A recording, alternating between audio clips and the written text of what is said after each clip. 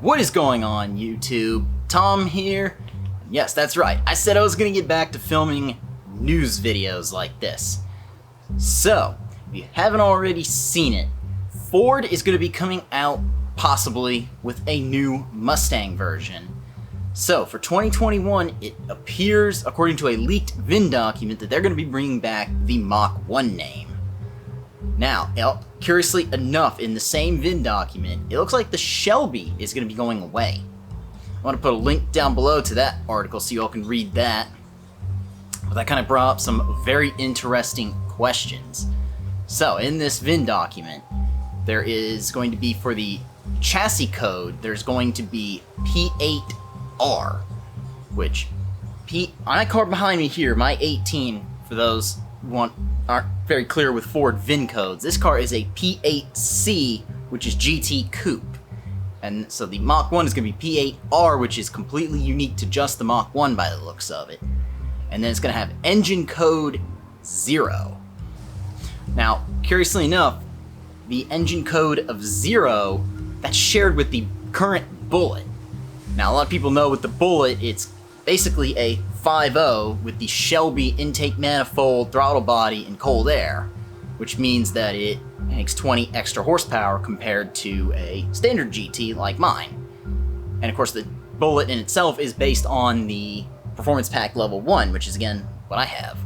So that kind of led to some questions about this Mach 1.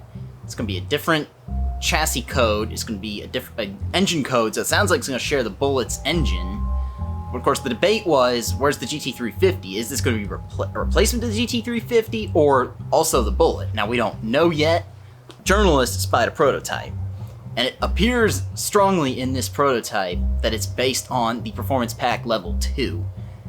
Now, it's unclear even if this is the Mach 1. There's been some other curious versions that have come out before, and then it's come to find out it was just not even what everyone thought it was. So it's unclear if that's the Mach 1 or not, but it definitely looks a lot like a Level 2 Performance Pack. It's got the wheels, it's got the red brake calipers like that of the Bullet. It's definitely got Brembos, and it's got the front end all covered up. So it's unclear, are they changing the front end design, or what's the deal?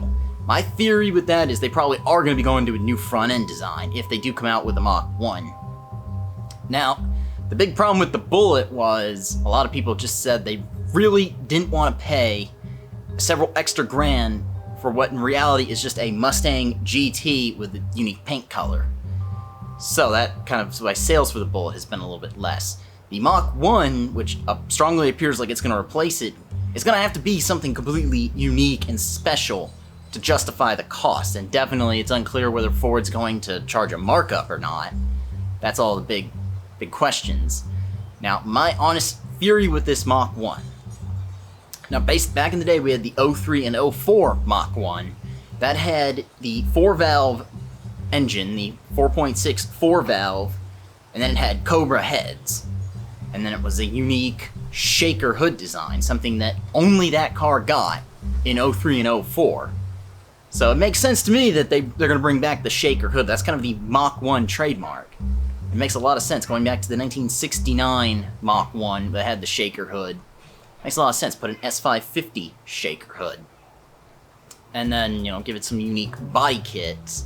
You gotta make it different from the GT, otherwise it'll be just like the Bullet, where people aren't gonna justify spending extra money on a unique paint color. But it definitely makes sense that it would be based on the Level 2 Performance Pack, because that's the upgraded GT. That's like the best Mustang GT you can get before you get to the Shelby. So of course it makes a lot of sense to base this car, that even if it doesn't replace the Shelby, it makes a lot of sense for the price that it's probably going to cost to be based on the best GT. My honest hopes are that it's going to get the full Performance Pack kit. It's going to get the Magna Ride, it's going to get all of the unique tuning that the Performance Pack Level 2s get. And even though at heart I'm a big-time manual fanboy, I really hope it gets an automatic. Because the sad reality of the GT with the 10R80, it's actually faster than a GT350 in a straight line. And yes, the GT350 is made for handling. So it does kind of confuse everybody when I say that, but yes, a GT is faster than a GT350 in Nobody takes it to the track. Everybody wants straight line speed, everybody wants red light to red light. Plus, fewer and fewer people even know how to drive a manual these days, to the point where manuals just aren't selling that well to begin with. So it makes a lot of sense. Kill the manual, or at least keep the manual option, but have an automatic in it. So that way more people can buy it, more people will know how to drive it. And then of course the big question with that motor is even though it has the same VIN code, I strongly predict there's a good chance it'll get either rated to more power or will get more power. And the reason I say rated to more power, the 5.0s, the Gen 3 Coyote, already makes relatively similar power to the Shelby. It's going to be a shame to see the Voodoo engine go away, because that is an amazing engine. The rev's really high, the sounds it makes, you just can't beat that. Coyote, it will not be the same, but it will definitely make the same power though, because the thing with the Voodoo, they just simply don't make as much power, I think, as a lot of people think they do. At the end of the day, it's just an NA Mustang motor. But the Shelbys do also get things like a heavy-duty diff cooler, heavy-duty trans cooler, they get beefier rear axles, they get the better rear brakes, so it'd be cool to see all of that make its way onto the Mach 1. I see the Mach 1 being a much improved NA Mustang, just below the GT500, much the way that the 03-04 Mach 1 was the best NA Mustang you could get, just below the Terminator Cobra. So that being said, I know I'm going to get at least one person that's going to ask, am I going to trade my GT in for a Mach 1? The answer is probably going to be no.